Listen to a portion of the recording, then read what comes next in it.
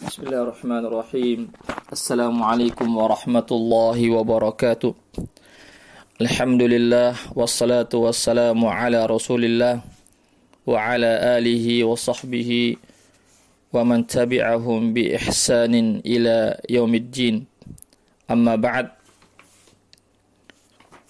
Kaum muslimin wal muslimat rahimakumullah. Insyaallah pada pertemuan kali ini kita melanjutkan kembali pembahasan kita terkait bab istinja dan adab-adab buang hajat. Pada pertemuan sebelumnya saya sudah menjelaskan terkait hal-hal yang disunahkan ketika masuk ke dalam tempat buang hajat atau WC atau kamar mandi, apa yang kita lakukan sebelum kita masuk, dan begitu juga apa yang kita lakukan ketika kita keluar dari kamar mandi ataupun WC. Baiklah, kita lanjutkan. Syekh As-Sa'di mengatakan, wa ya'tamid fi julusihi ala rijlihi al-yusra wa yansibul yumna. Ya, dan dia disunnahkan untuk pada saat dia buang hajat, buang air kecil ataupun air besar, maka disunnahkan atau dianjurkan bertumpu pada kaki kiri. Jadi kaki kiri menjadi tumpuannya dan menegakkan kaki kanan. Ya, dan menegakkan kaki kanan. Ya, karena ulama mengatakan ya itu agar mudah untuk bisa buang air. Ya, agar lebih mudah untuk keluarnya air kencing ataupun air besar. Ya.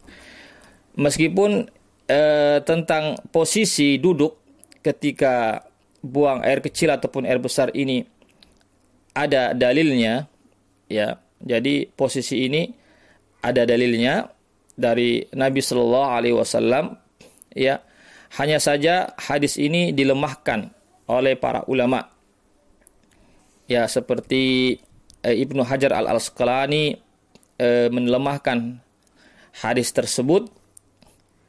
Ya, begitu juga Imam An-Nawawi juga melemahkan hadis tersebut.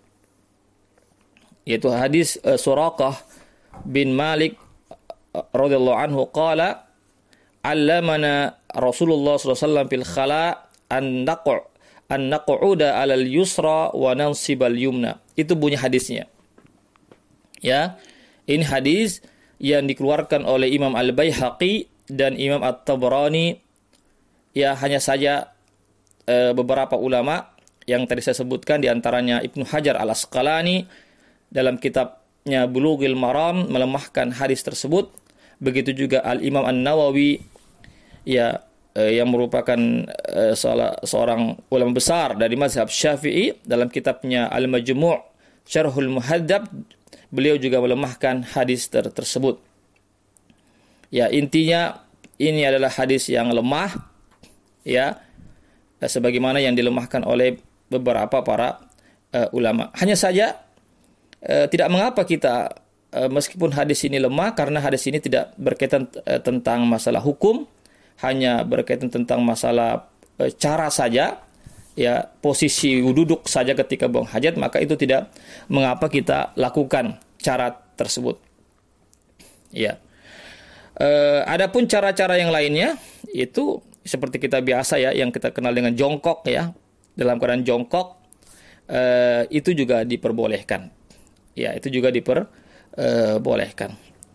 Ya, jadi tentang tata cara buang hajat yang sahih itu tidak disebutkan, ya, dalam hadis yang sahih.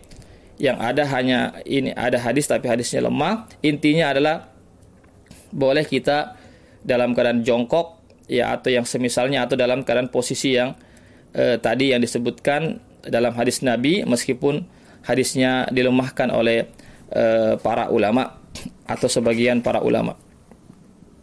Itu jamaah sekalian tentang posisi duduk ketika seseorang ingin buang hajat. Ya, apakah hajat besar ataupun hajat kecil. Ya. Wa yastatir biha'id aw ghairihi. Ya.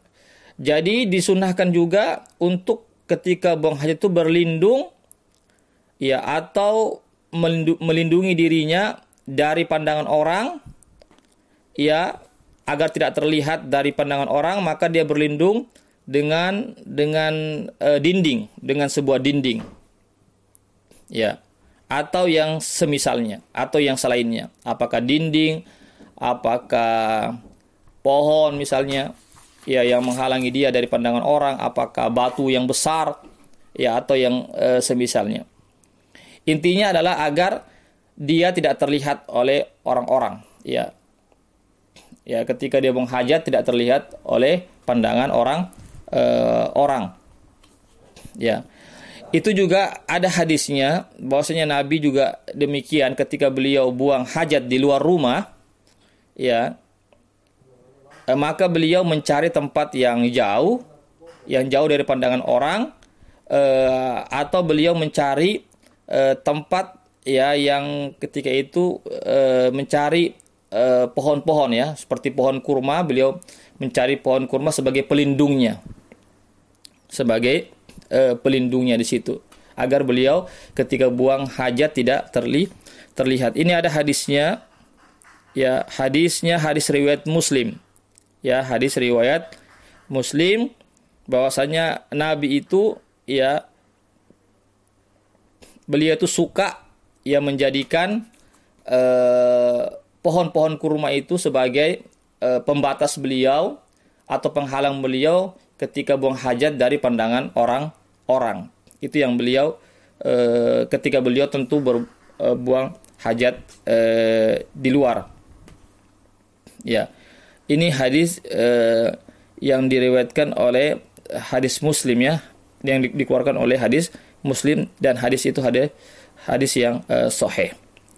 Begitu juga dalam hadis yang lain yang diriwayatkan oleh beberapa imam seperti Imam Abu Dawud, Ibnu Majah, Darimi, Ahmad, Al-Hakim, Ibnu Hibban, dan disahihkan oleh Imam Al-Hakim dan disepakati oleh Imam Az-Zahabi, disahihkan juga oleh Ibnu Hibban dari Abu Hurairah, ya, mengatakan wa man atal ghaita falyastatir.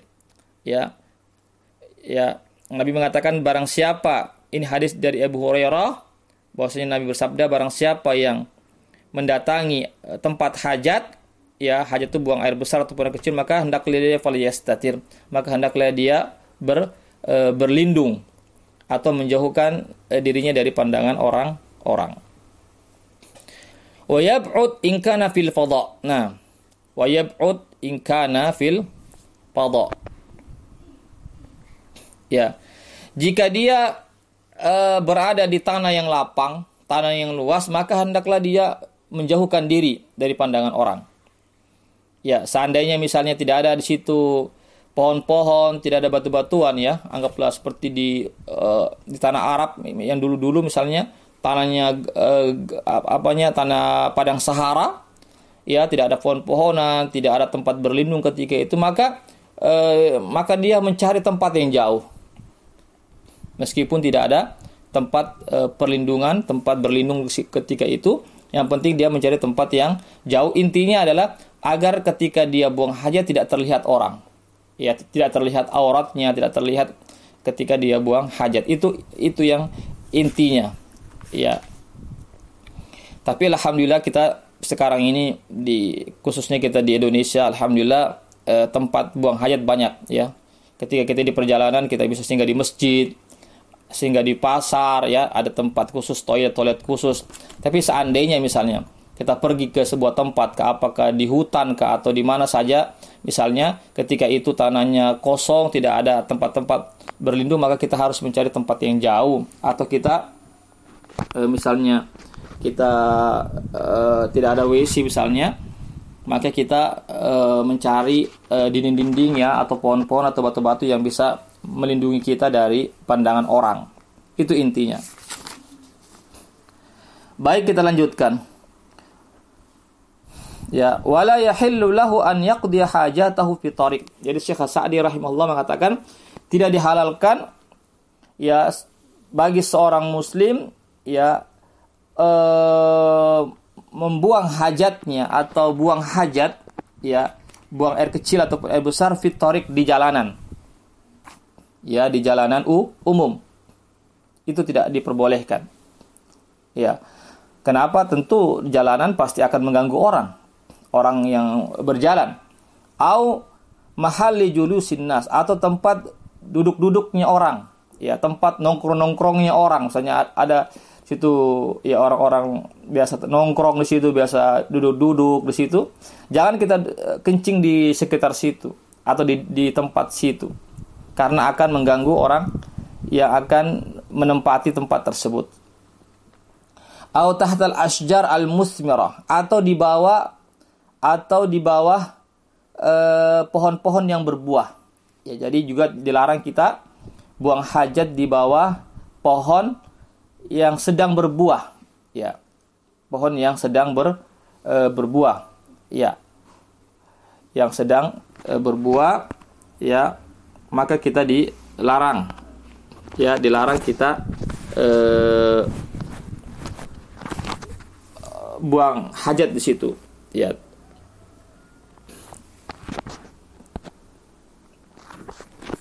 Kemudian au fi mahallin yu'dhi bihin nas, atau di tempat apa saja yang dapat mengganggu orang. Jadi tempat apa saja, ya, selama itu dapat mengganggu orang, maka tidak boleh kita buang hajat. Subhanallah, kaum muslimin dan muslimat sekalian, ya, begitu luhurnya Islam, ya, begitu indahnya Islam. Islam itu tetap memperhatikan hak-haknya orang. Meskipun kita punya hak, ya, yaitu ingin buang hajat, tapi kita juga harus memperhatikan hak-haknya orang. Ya, jangan kita sembarang buang hajat yang akan bisa mengganggu orang. Ya, maka itu tidak diperbolehkan. Nabi SAW telah mengajarkan kepada kita begitu banyak adab-adab, ya, banyak etika-etika, ya, sehingga wajarlah kalau, ya, Nabi Muhammad SAW adalah orang yang terpuji, orang yang disuka, ya, karena beliau adalah Rasulullah yang telah memberikan banyak kepada kita adab-adab, etika-etika dalam bermuamalah, ya, termasuk dalam perkara yang sepele. Ini perkara sepele, tapi efeknya, dampaknya, ya, sangat buruk, ya, bagi orang lain. Ya, jadi ini yang harus kita perhatikan. Sekali lagi, kita diharamkan untuk buang hajat, ya, baik hajat kecil ataupun hajat besar, ya, di jalanan, ya, tempat orang lalu lalang, atau di tempat orang kumpul-kumpul, tempat orang duduk-duduk, atau di bawah buah pohon-pohon yang berbuah, atau di tempat apa saja, di tempat di mana saja yang dapat mengganggu orang-orang, maka itu kita tidak dibenarkan atau tidak diperbolehkan untuk buang hajat di tempat tersebut. Kemudian Syekh Sa'di mengatakan wala yastaqbilul qiblah wala yastadbiruha hala qadai hajatihi. Kemudian adab buang hajat yang berikutnya, sebagaimana yang dikatakan oleh Syekh Sa'di rahimahullah ta'ala, mengatakan tidak dibenarkan seorang menghadap kiblat dan membelakanginya ketika dia buang hajat. Ya, ini juga sebagai bentuk penghormatan kepada kiblat, ya, karena kita sholat menghadap kiblat, maka kita tidak diperbolehkan buang hajat menghadap kiblat atau membelakangi kiblat. Ya. Jadi tidak boleh kita membelakangi kiblat atau menghadap kiblat pada saat kita buang hajat. Apa dalilnya? Dalilnya adalah hadis Nabi sallallahu alaihi wasallam yang diriwayatkan oleh Imam Al-Bukhari dan Muslim, muttafaqun alaih, hadis yang sahih. Nabi bersabda, "Idza ataitumul gha'ita fala tastaqbilul qibla bi gha'itin wala baulin wala tastadbiruha walakin syarriqu aw gharribu." Muttafaqun alaih. Nabi sallallahu alaihi wasallam bersabda, apabila kalian mendatangi tempat buang hajat, maka janganlah kalian menghadap kiblat ya ketika buang hajat air besar ataupun air kecil, dan janganlah kalian membelakanginya. Ya, jadi jangan apakah menghadap kiblat tidak boleh, begitu juga membelakangi kiblat juga tidak boleh. Walakin syarriqu aw gharribu, akan tetapi hendaklah kalian menghadap ke timur atau ke barat. Ya. Maaf, perlu digarisbawahi di sini. Di sini Nabi menyuruh sahabat untuk menghadap ke timur, karena ketika itu Ka'bah itu Madinah, kiblatnya kota Madinah itu menghadap ke selatan. Ya, menghadap ke selatan. Adapun kiblat kita menghadap ke kiblat kita di Indonesia menghadap ke barat.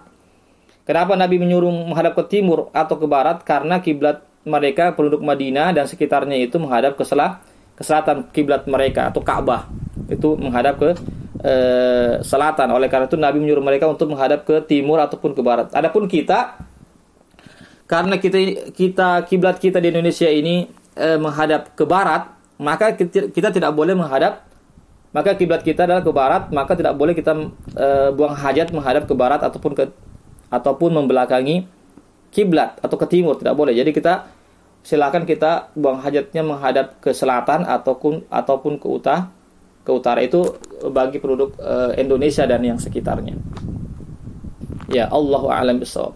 Jadi hadis ini jelas ada kata larangan, hukum larangan pada hukum asalnya adalah al-aslu fin nahyi at-tahrim. Sebagaimana perkataan ulama usul fikih, hukum asal dari segala larangan itu, hukum asalnya adalah sesuatu yang diharamkan.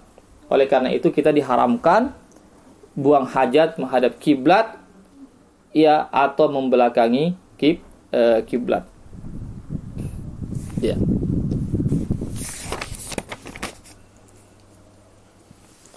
Fa idza qada hajatahu istajmara bi salasati ahjar wa nahwiha tumkil mahal thumma stanja bil ma wa yakfil iktisar ala ahadihima. Kemudian apabila seseorang sudah menyelesaikan hajatnya, sudah selesai dari buang hajat kecil ataupun hajat besar, maka dia beristijmar. Istijmar itu istinja dengan batu. Ya, istijmar itu istinja dengan batu. Kalau istinja itu dengan air. Tapi istijmar artinya membersihkan najisnya itu dengan batu. Itu istijmar. Kalau istinja membersihkan najis dengan air. Itu Syekh As-Sa'di rahimahullah ta'ala mengatakan istijmarnya bersuci dengan batu itu dengan 3 batu. Dengan 3 buah batu. Ya, dengan 3 buah batu atau yang semisalnya. Ya, atau yang semisalnya. Atau yang semisalnya ya, seperti apa? Semisalnya ya sekarang kita seperti tisu. Ya, seperti misalnya di pesawat ya kurang air, maka kita bisa pakai tisu. Berarti 3 kali usapan tisu minimal. Itu minimal. Ya, atau misalnya di hotel-hotel ya, terkadang ada hotel yang tidak ada airnya, tidak menyiapkan air. Jadi jangan kita kaget. Ya, jangan kita kaget kenapa tidak ada airnya. Ya, padahal beristinja dengan tisu itu disamakan dengan beristinja dengan batu. Ya, sama juga sama posisinya beristinja dengan air. Jadi bisa istinja dengan batu, dengan tisu atau yang semisalnya atau dengan air. Jadi jangan kita kaget tatkala kita misalnya pergi ke suatu tempat, khususnya hotel yang berbintang misalnya, terkadang tidak ada air di situ, ya, jangan kita kaget, ya. Dan pihak hotel terkadang menyiapkan tisu di situ, maka gunakan tisu itu sudah cukup. Tapi minimal 3 kali usapan, ya, 3 kali usapan atau 3 lembar tisu. Ya. Tangkil mahal, yang mana batu itu dapat menghilangkan najis yang ada di tempat keluarnya hajat itu. Jadi yang penting batu itu atau tisu tersebut dapat menghilangkan najis yang tempat keluarnya hajat itu. Kemudian sumastanja bilma, kemudian beristinja dengan air. Ya, jadi setelah beristinja dengan batu atau tisu, maka dilanjutkan lagi dengan istinja dengan air. Ya, itu jika ada. Ya, jika ada air maka dilanjutkan lagi dengan istinja dengan air. Ya. Wa yakfi al-iktisar wa yakfi al-iktisaru ala ahadihima. Namun boleh mencukupkan ya pada salah satunya saja. Jadi boleh mencukupkan pada salah satunya saja. Yaitu apakah cukup beristijmar dengan 3 batu minimal atau dengan 3 lembar tisu minimal, atau cukup beristinja dengan air saja. Tidak perlu pakai batu sebelumnya, tidak perlu pakai tisu, cukup pakai air saja, itu diperbolehkan. Jadi boleh kita menggabungkannya. Ya, menggabungkan artinya kita istinja dulu dengan batu, 3 buah batu atau tisu, lalu kita beristinja lagi dengan air, atau mencukupkan salah satunya saja, yaitu beristijmar dengan tisu saja seandainya di tempat itu tidak ada air, atau kita seandainya di tempat itu ada air dan ada tisu, maka cukup dengan beristinja dengan air saja. Kemudian yang terakhir adalah jamaah sekalian yang dimuliakan Allah Subhanahu wa taala, Syekh Hasadi mengatakan wala yustajmaru birrausi wal idham kama naha anhu Nabi sallallahu alaihi wasallam. Maka tidak diperbenarkan ya atau tidak diperbolehkan beristijmar atau bersuci menghilangkan najis dari buang hajat dengan menggunakan kotoran, ya, kotoran hewan atau tulang. Ya, tulang. Jadi tulang-tulang apa saja, apakah tulang ikan kah, apakah tulang dari hewan-hewan ternak, ya, itu tidak diperbolehkan untuk beristijmar itu. Ya. Karena apa? Karena Nabi sallallahu alaihi wasallam melarangnya. Sebagaimana disebutkan dalam hadis, ya, bahwasanya Nabi melarang beristijmar atau beristinja dengan tulang ataupun dan kotoran hewan, karena Nabi bersabda innahuma la yutahhirani, karena keduanya itu, kotoran dan tulang itu, tidak dapat mensucikan najis. Dalam hadis yang lain mengatakan tentang kotoran, beliau mengatakan hada riksun, itu adalah sesuatu yang kotor. Ya, dalam hadis yang lain Nabi bersabda innahuma ta'amu ikhwanikum al-jin, sesungguhnya kotoran itu dan tulang itu adalah makanan sesungguhnya tulang itu adalah makanan saudara kalian, yaitu dari kalangan jin. Adapun kotorannya adalah makanan daripada tunggangan-tunggangan saudara kalian dari kalangan jin. Ya, jadi kita harus juga percayai bahwasanya jin juga membutuhkan juga makanan. Ya, sebagaimana manusia membutuhkan makanan, jin juga membutuhkan makanan. Wa kadzalika kullu ma lahu hurma. Demikian pula diharamkan kita beristijmar, beristinja dengan sesuatu yang memiliki kehormatan.